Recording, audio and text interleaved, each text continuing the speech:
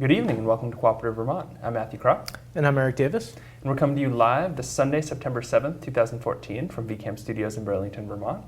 And we've got a few news items and then an interesting interview today. We'll be interviewing Rob Miller, the fairly recently arrived new CEO of the VSECU. But first, the news. We've got a few events coming up that people should be aware of in the month of September.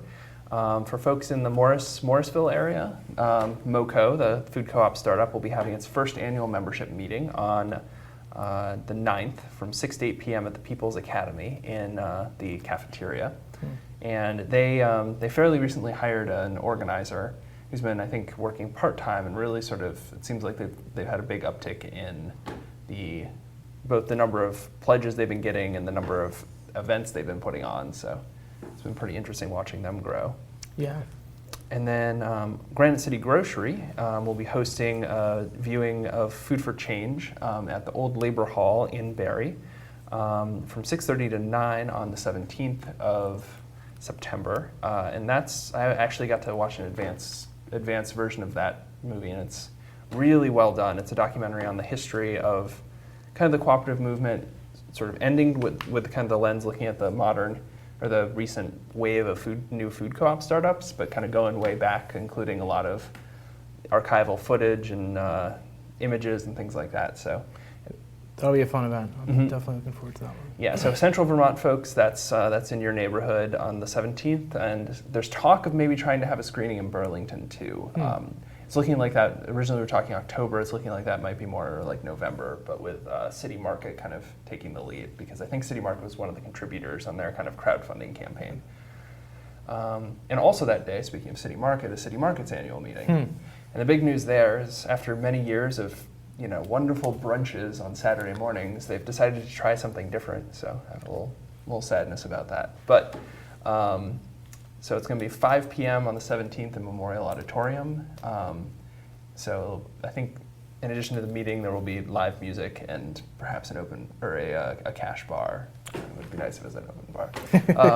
But so it'll be interesting to see how the change in schedule changes attendance. But it'll also be nice to have it not be in the parking lot with your feet getting wet if it rains. The change in schedule is the brunch is nice, but it's good to switch it up too for members that have scheduling conflicts on Saturday. Yeah, I think one of the things that they said they'd heard from a lot of people with kids is that there are lots of activities on Saturday mornings. So yeah, we'll see how this changes attendance. And there's also actually childcare for this being done by I think the YMCA, which is right next door. So hopefully that will boost attendance as well. That's nice. And then yesterday was the latest brew day for the Cooperative Brew Pub project for Burlington.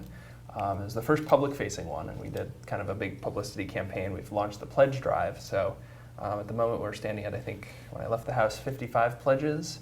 And we got an article in the Free Press, 7 days. In spite of the rain, had pretty good attendance.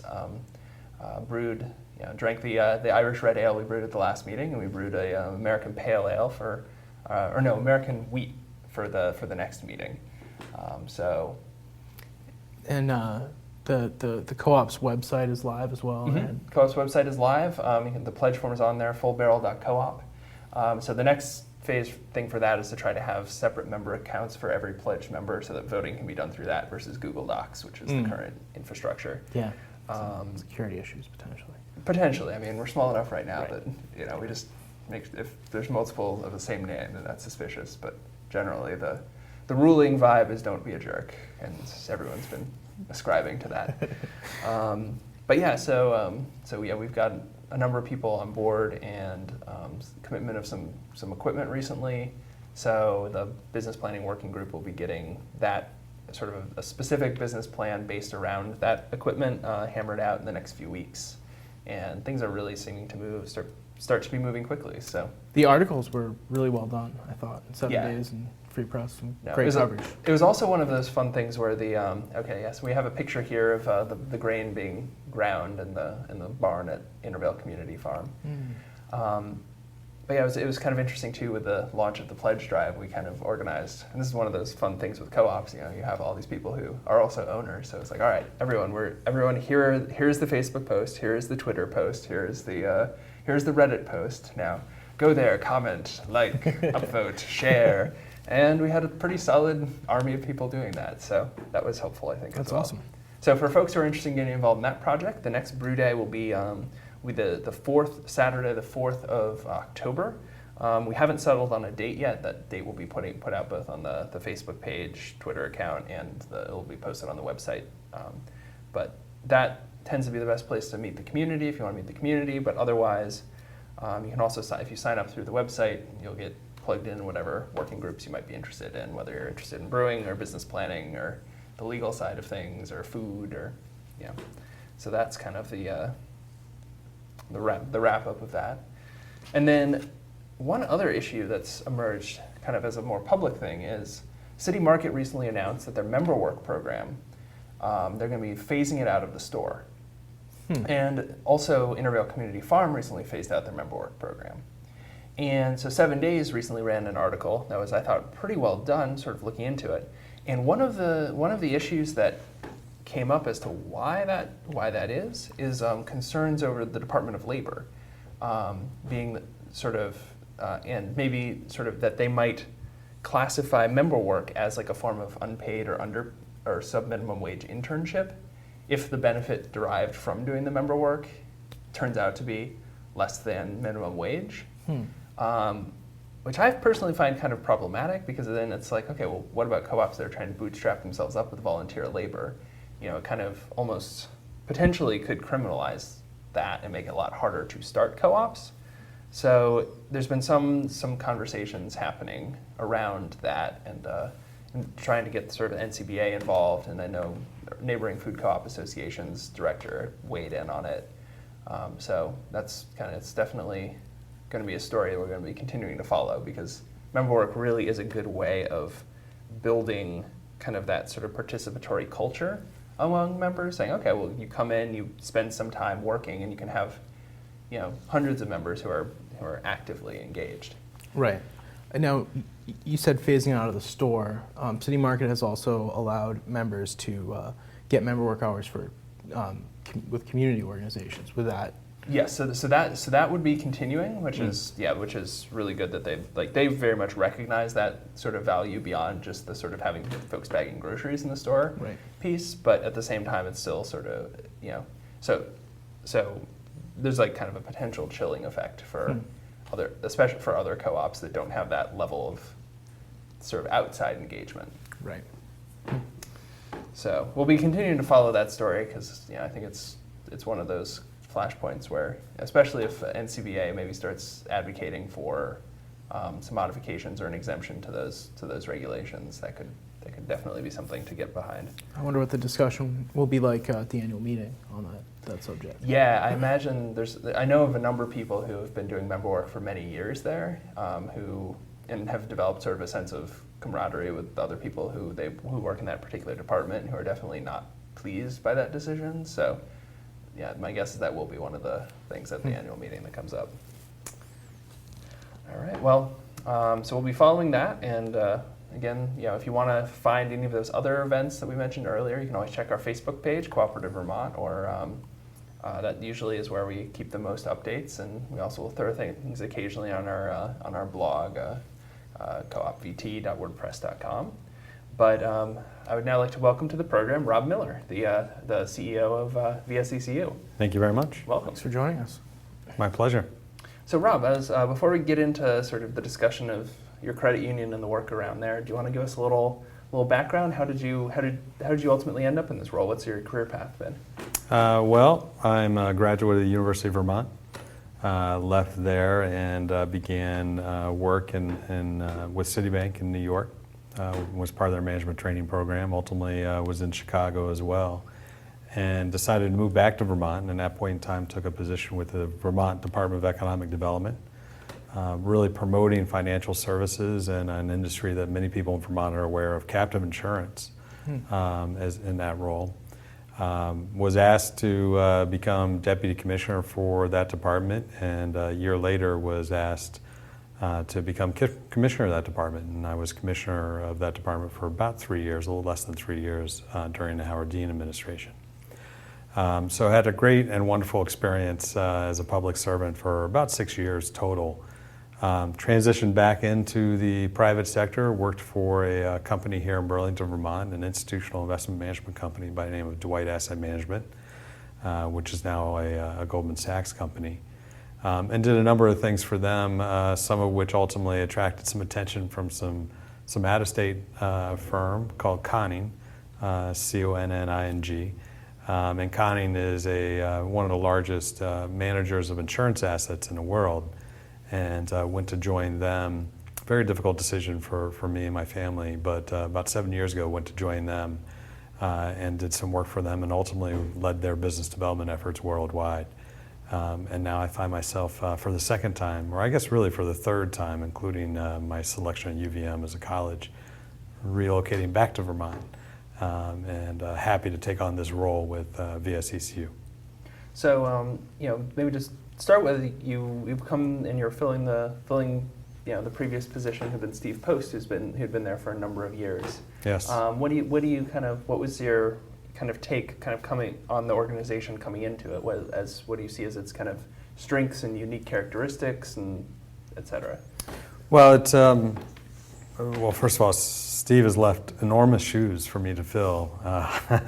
He's been with the organization for a long time and has been a terrific leader. And I think as I've gotten to know him and as I've interacted with members, directors, and employees at VSECU, that's the first thing that people talk about when they talk about Steve Post, is just a natural visionary leader.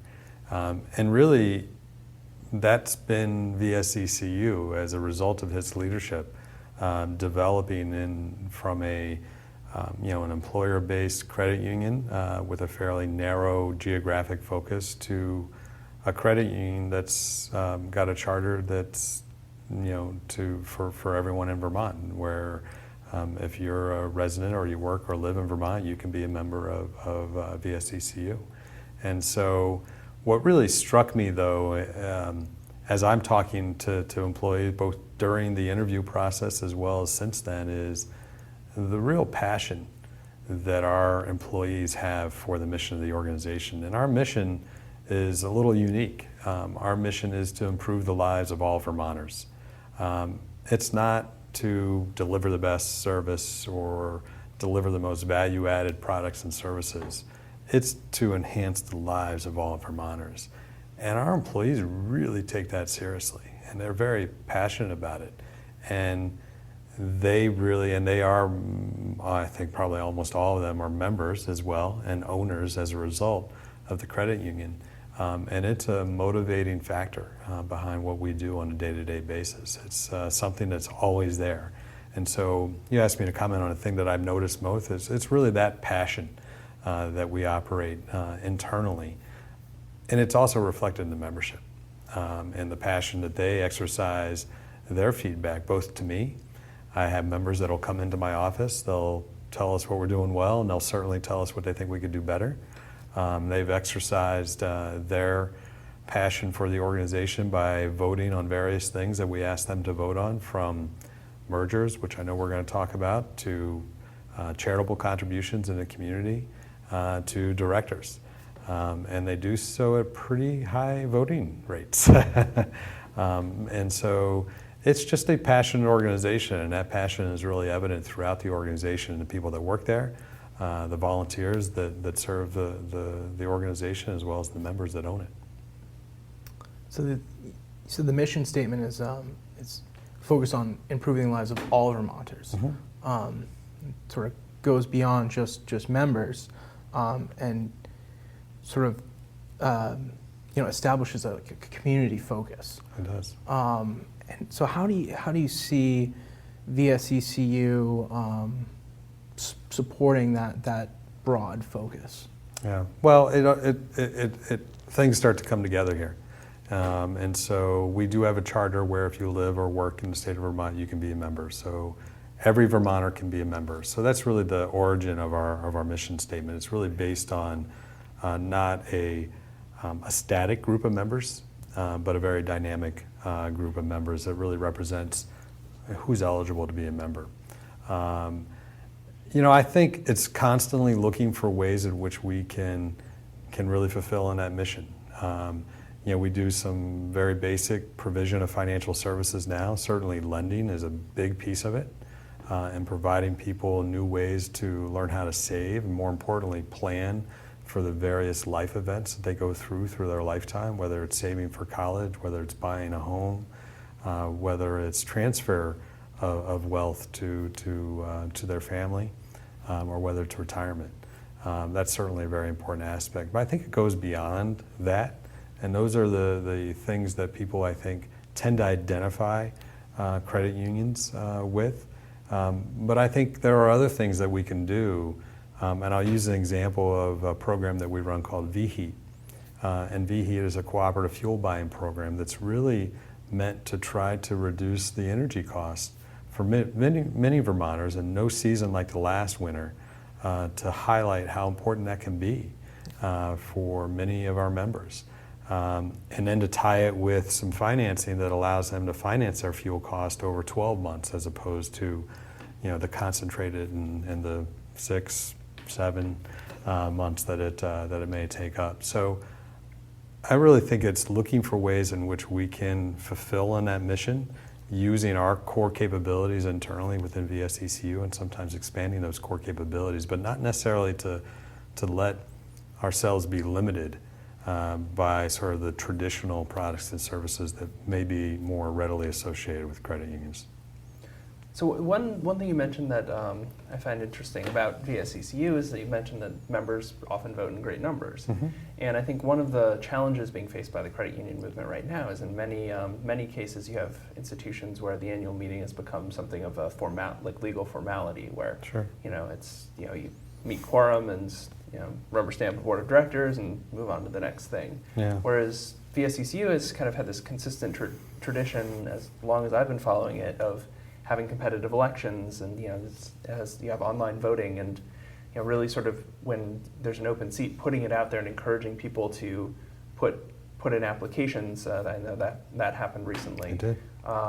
And really being kind of welcoming in the approach to member participation on that front. What do you ascribe kind of VSECU really kind of standing out from sort of the average credit union on that front, and what do you see as the kind of role of that member participation in the organization? Yeah, I don't know that I can comment on us and how we stand out. I just know what we do, and it really starts with our core values. And our first core value is that members are first. They are our owners. When we have an annual meeting, it's an annual shareholder meeting, and we're meeting with the people that actually own the company. And that's where it starts, and that's really a philosophy that's embedded in everything that we do within VSECU. So I think technology has just allowed that to change, but also to be more accessible in many ways. I mean, there were days, I'm told, where VSECU would have its annual meeting and hundreds of people will show up. I think there was a dinner that was served. Roast beef dinner. Roast beef dinner. I think it may have been prime rib, but and it was a community event, and we've gotten away from that, but that doesn't mean that participation has decreased. It's just taken a form in different ways. So electronic voting has certainly been a part of it. Social media has been a part of it, and there are many other ways. And so we look for the member voice in pretty much everything that we do. I think we frankly chastise ourselves continually for not doing more. Because it's easy to sort of get caught up in your daily routine of doing your job or launching a new program. What we try to do is force ourselves to really think about proactively soliciting and engaging members when engaged in those projects. So it's a philosophy and really something that we all sort of challenge ourselves to. So on that sense of really engaging members and sort of following up on this idea of the community aspect, VSECU has a really interesting program where sort of source input on community giving from the members. Mm-hmm. Could you sort of talk about the value that you see in providing to the organization, that process? Yeah, we made a decision a number of years ago to really give our members a voice in some of our community giving. We have a program, VGives, which is essentially the umbrella of all of our community donations that we make to various community organizations throughout the state. And we carved out a piece of that and said, we'd like to more directly involve our members in that process. And we put a program together called We Care Too. And we accept applications once a year for that program, and then we have a committee that will essentially narrow it down and ultimately provide the information on the finalists for those dollars to our entire membership. And our entire membership will then vote on which one they believe we should award the prize to, if you will, the contribution to. And that takes place both electronically, but at our annual meeting, we actually had, you can think of it almost as a vendor show, where all of these applicants were there and visible, and our members could actually go and talk to them and engage in a dialogue and learn more about the organizations prior to the annual meeting and the final vote, not just on directors, but also on those contributions as well. And we had over 7,000 members vote in the last go around for that particular program, and we're happy. We gave $10,000 to two organizations in Vermont, and then the other finalists we gave $1,000 to as well. So $23,000 was donated to community organizations this last program year. And we'll be starting that again here pretty soon. So, in terms of developing the pools of actively participating members who might become board members or might serve on committees and things like that, what sort of work does the credit union do to either cultivate people or find people, or is it more or less there's a community of already participating people, you just say, hey, these are the needs that we have, who wants to run for the board?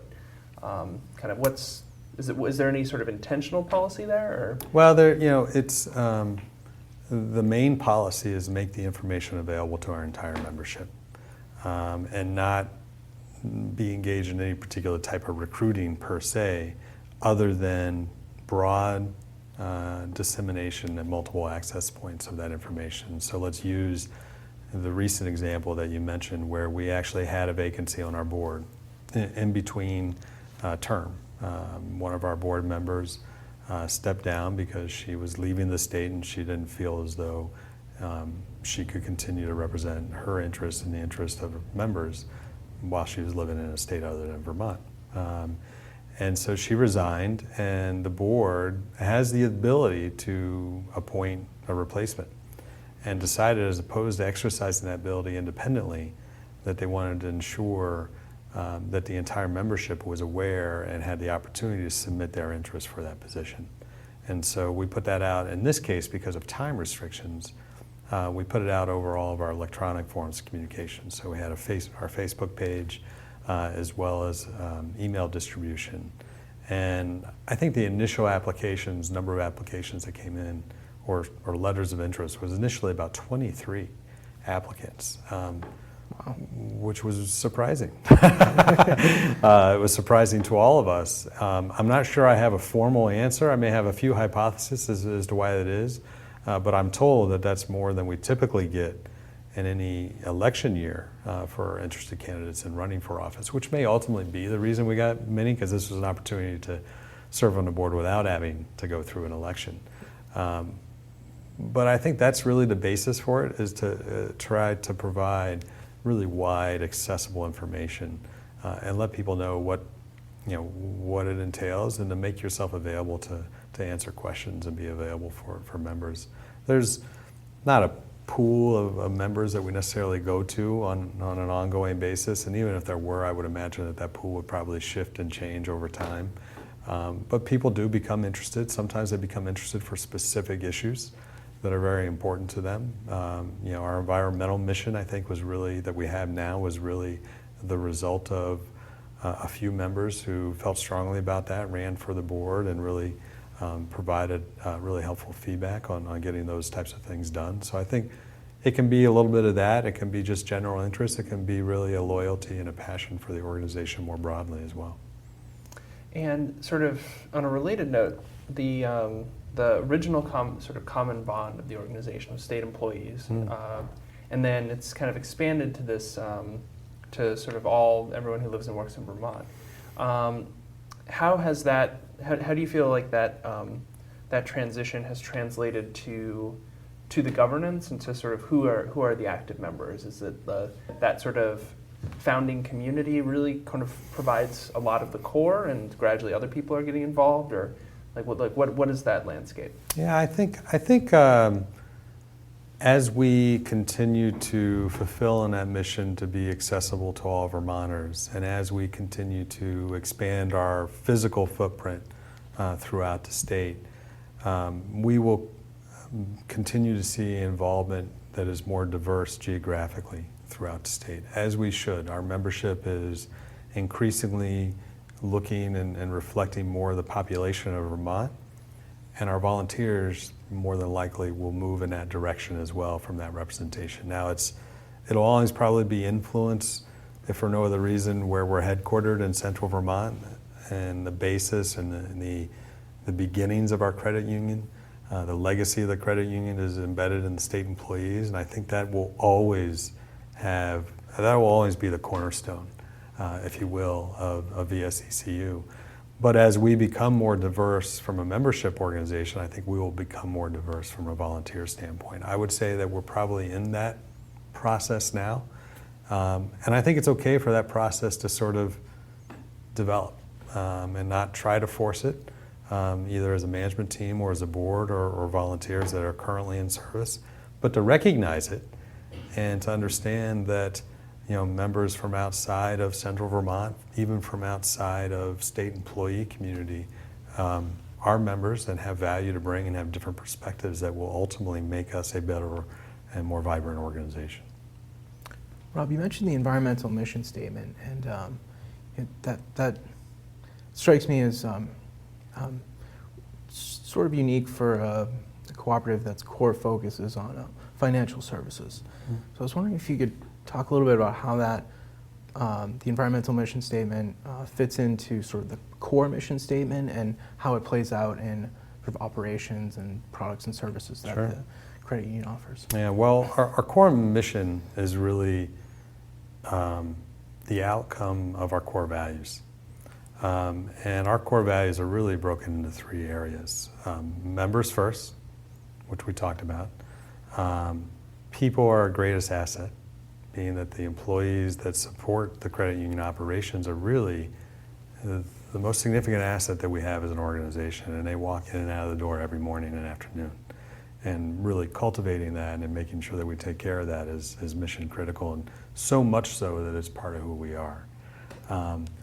And then really the cornerstone of the core values is the fact that Vermont's values are our values. We are a uniquely Vermont organization and institution. Our membership base is all of Vermont, and we want to reflect the core values that are reflected by the state of Vermont. And we can debate what those are, and it does fall a little bit into the category, you know it when you see it, but there's a pretty significant history around this issue. And I think that most people would agree on a certain set of core values, one of which clearly is environmental stewardship. And that's what makes Vermont so beautiful. And so it's only natural, therefore, that part of our core values, reflecting Vermont's core values, is also synonymous with taking care of our environment, both our built environment, our natural environment, our working landscape as well. And it seems just natural to us. So we look at it in terms of what we can do proactively to help use the tools and the services that we bring to bear to promote that mission statement. And that's most evident in our V-Green lending programs, where we're actually providing lending for energy reduction, solar energy, and other forms of environmentally friendly energy use.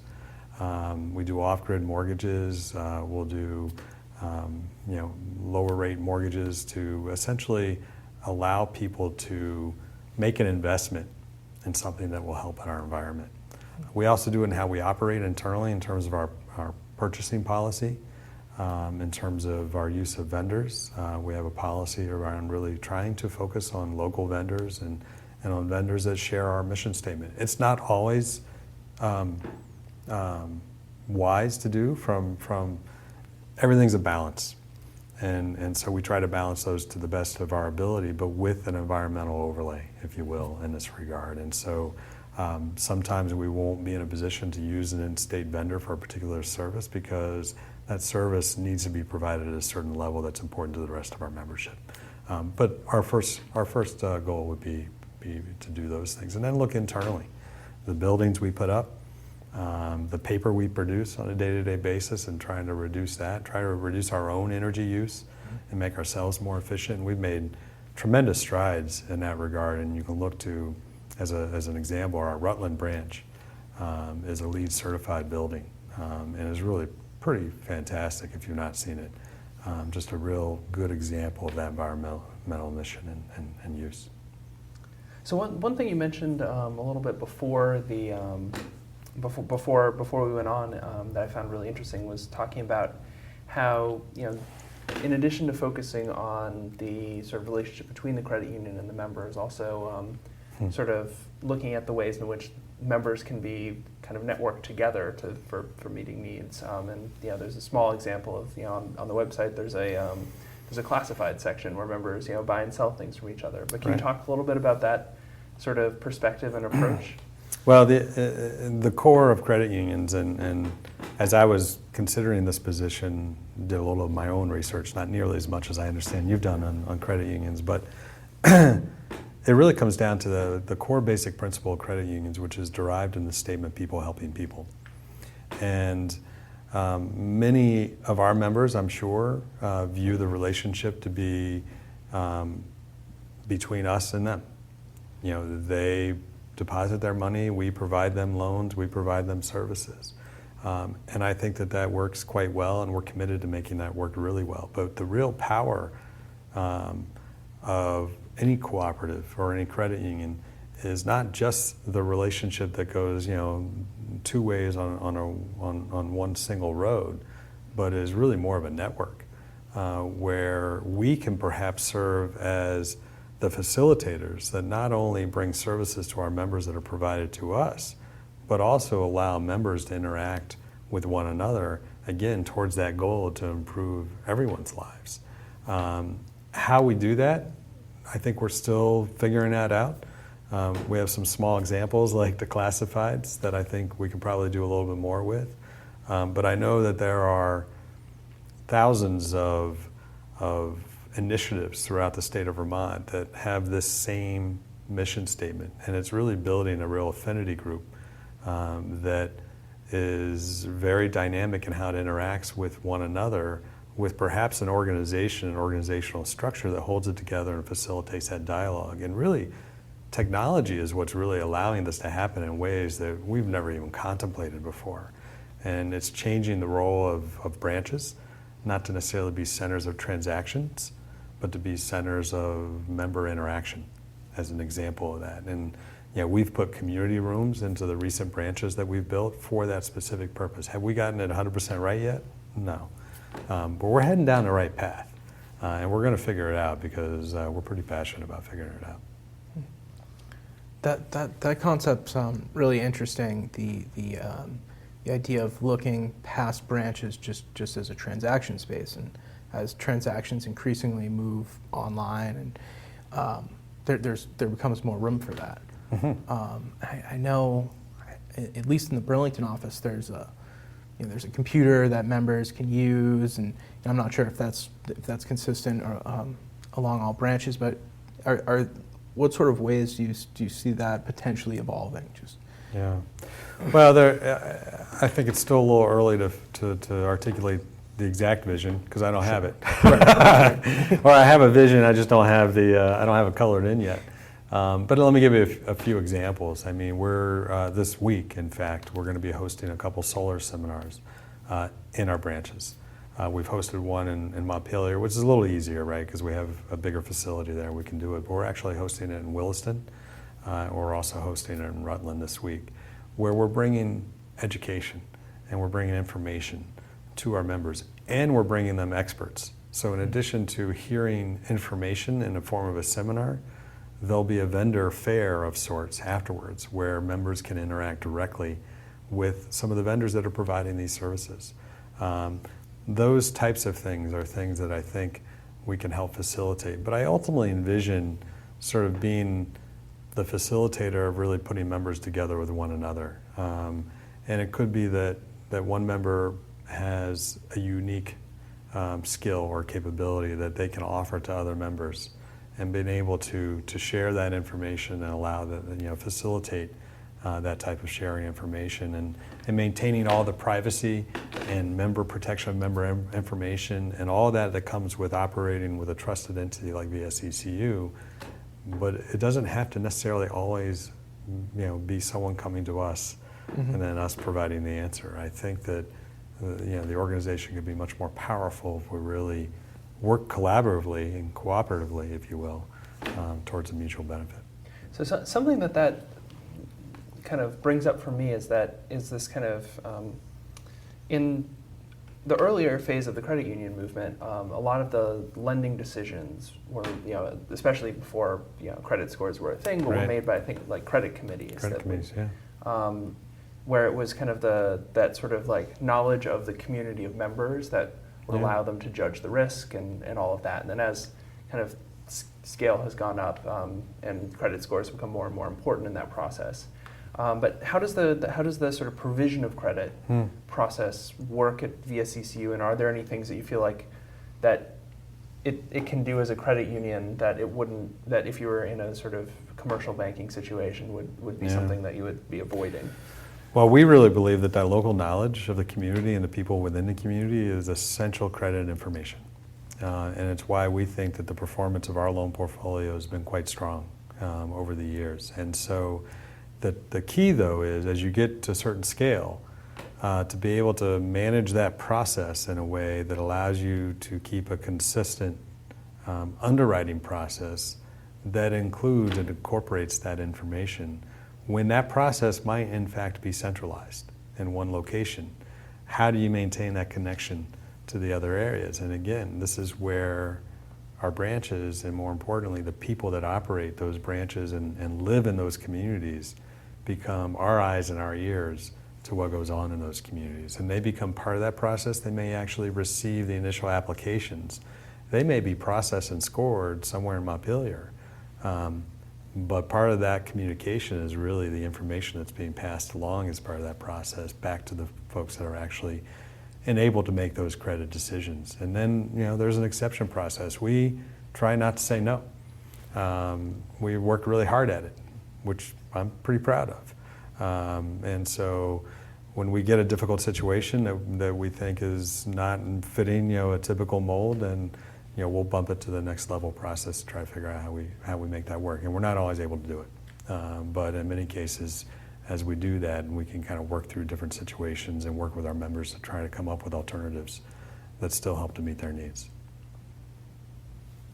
Rob, previously you've served as Commissioner of the Department of Community Economic Development.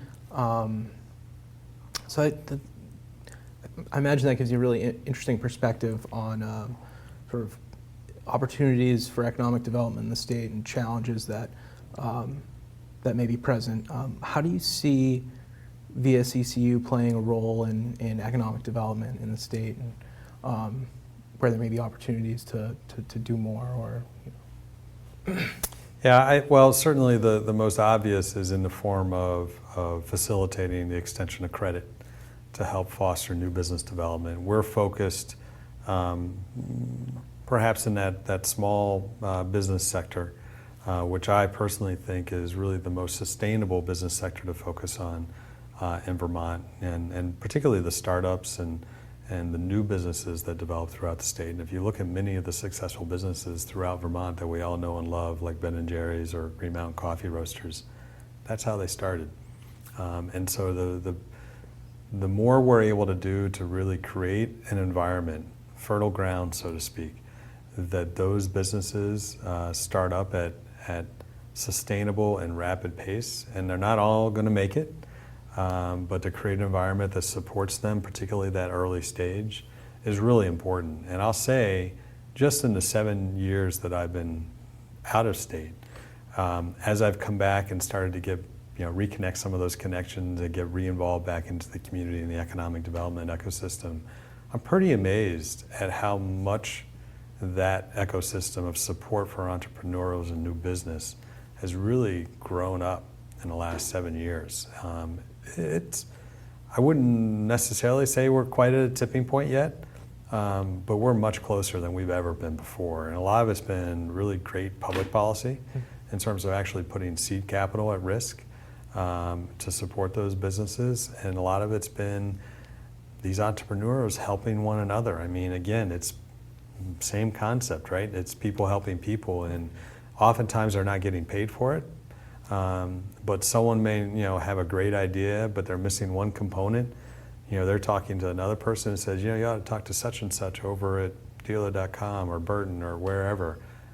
I think 30 minutes of their time would be well worth it. And sure enough, things connect, and that's how things get done. And you're seeing that as the brew pub concept that you talked about earlier. So I think we can get more involved in that part of the economy.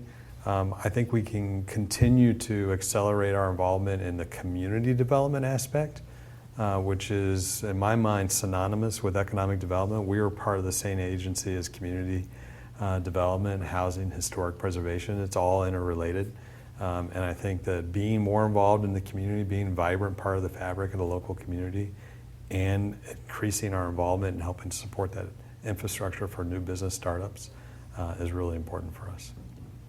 And so one of the issues in the credit union movement generally that pops up from time to time is that the lending to businesses but from a credit union is a relatively recent development, and it's capped at like 12.25% or something of total. Is that total assets? Total assets.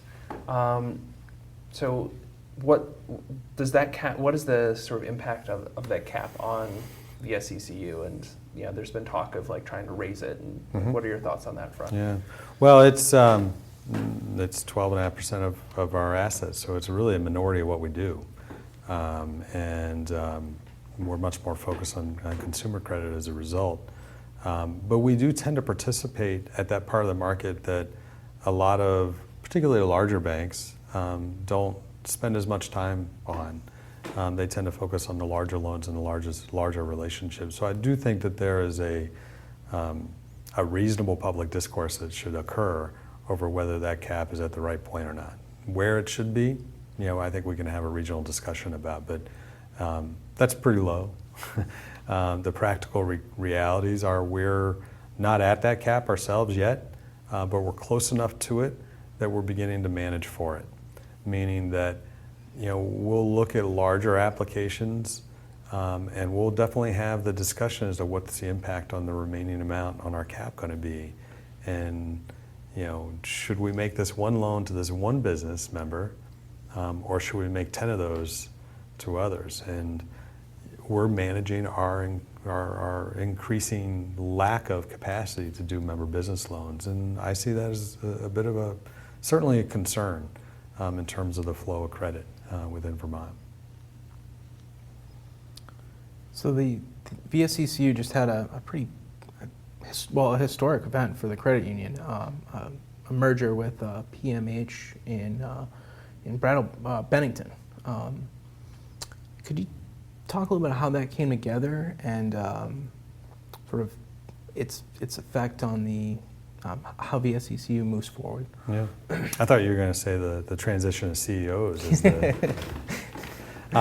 No, it's historic because it's the first merger that we've actually participated in, which many people might be surprised to hear, because a lot of credit unions have their current form is really the result of multiple mergers with other credit unions. So VSECU has been an organic organization that has grown organically over the years based on the interests of its members.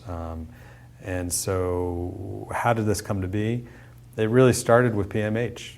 PMH was in a situation where they're an employer-based credit union with the hospital in Bennington, and they were running, with all so the downside of all this technology, with mobile banking, with online banking, with new products and services, is that they require resources and scale to manage properly. And smaller credit unions are having a challenge with that, and then with the additional regulation that's also placed on top of them in order to manage some of these things. And so they were frustrated, frankly, that they weren't able to bring many of these valuable products and services to their membership because they were just simply too small and didn't have the commensurate resources to really affect those. And so, you have a situation where small credit unions like PMH, they may be very well capitalized, but they're losing their ability to maintain that capital over time, and it becomes a bit of a shrinking ice cube effect. And so they're frustrated by their lack of ability to really meet the needs of their members, and they got this capital base that may in fact be a shrinking ice cube. And I give a lot of credit to the board of PMH. They recognized this and decided to do something about it. So they reached out to us, and I think a number of other credit unions throughout the state, to go out and find a partner who could help them achieve the needs that they have for their members. And we were fortunate enough to be selected by them to be their partner. And we began the process of merging the two organizations together. We had votes by both our memberships in June of this year. Both memberships approved the merger, and the merger was technically approved July 1st, and then we actually converted all the systems on August 1st. And I think it went really well. I'm not going to tell you all the things that didn't go well because we made sure that they didn't affect the members, and they weren't mission critical in many ways, and we're working through those now. But in terms of the member experience, I think everything went quite well, and we're seeing a lot of activity from existing PMH members and taking advantage of things that they've not had access to with their credit union, which is now their credit union. We're actually seeing increased activity from the 700 members of VSECU that were in Bennington prior to the merger, who will now ultimately have a physical place, member center, if you will, to interact with other members and interact with VSECU. So it was a win all the way around because PMH was able to solve their challenge, and VSECU, with the challenge of being a statewide organization and a need to have a physical presence in Bennington, it was a coming together, a mission, so to speak, that made sense for both organizations, and we're just fortunate that PMH decided to work with us on that. One other thing about the PMH thing is you had mentioned that there was some kind of like what was done in terms of kind of engaging that new community of members. Sure. And sort of bringing them into not just using the services but also the kind of the larger member identity of the organization. Well, we both organizations recognized that this was, at a minimum, a major change. We all thought it was for the better, and I think all of our members agree that it was for the better, but at a minimum it was a major change, and it's happening all at once. And that's different than sort of a progressive organic growth that typically occurs in a region. And so we wanted to make sure we didn't get out of touch from the get-go, particularly with the PMH members. They were new to us. We retained the staff of PMH to help facilitate that connection, but we also decided to create an advisory board of former, I think actually all of them are former board members of the PMH Credit Union Board, and they serve as our sort of barometer, if you will, to make sure that we're getting critical feedback from the region, but also particularly from that PMH membership base, to ensure that we don't do something inadvertently that is against their knowledge of that base. And they've been terrific in terms of providing us with really helpful information. Right now we're in the process of looking for a physical location somewhere in the Bennington community that's a little bit more accessible than a location that we have at the hospital right now. And they've been terrific. The reality is we're in Montpelier. We don't work or live in Bennington. They do. They have enormous insights to help us in going through that process, and so it's already been very valuable. And so is the vision for this kind of advisory board to be more of a temporary initiative where they kind of help with the transition and then sort of ease that in, or is it something where you can see it operating on a more indefinite basis? Well, I can see it operate on a more indefinite basis, and I can actually see us using this model in some of our other regions as well. I think the nature of the role will change a little bit. It'll become less PMH, former PMH focused, and it'll become more Bennington community or Bennington County community focus. And I think that's as it should be. And I think that the role for other regions could be around that. This is our way of engaging the members in the communities that they live with the employees, VSECU employees that also live in those communities, to help really draw that connection in a more meaningful way than we could ever do from up here. Interesting. Yeah. And so are there any other kind of things as you've settled in and looking forward to the future of both, your particular organization, but also kind of the larger credit union movement, of things that are developments that you think VSECU is going to need to deal with kind of in the wider environment, or developments that you think it's going to need to deal with internally? What are those things that you're looking out for on the horizon? Wow, well, that's a pretty open-ended question. There are a lot of things that we're thinking about and looking about, and we probably don't have the time to talk about all of them now. But we're certainly things that we are vigilant about every single day, that we also worry about every single day, is the threat of cyber attacks and the protection of our member information. And we've spent enormous resources, both human as well as financial, to ensure that our members' information is protected. And that's something we worry about every single day. I mean, we're seeing security breaches at major retailers all the time, and we're on top of every single one of them. We feel good about what we've done there, but that's something we're going to continue to worry about. One thing that we think about a lot is the future of, we call them payments. You can think of it as credit cards, and the encroachment on that space by alternative currencies, whether it be Bitcoin or otherwise, or alternative institutions like Walmart, or maybe even Apple someday. And is that a threat or is that a benefit to what we do? And it's both. The reality is that it's both, and trying to figure out how we manage through that is something that we think about. I think we have a little bit of time to think about that, but not a lot.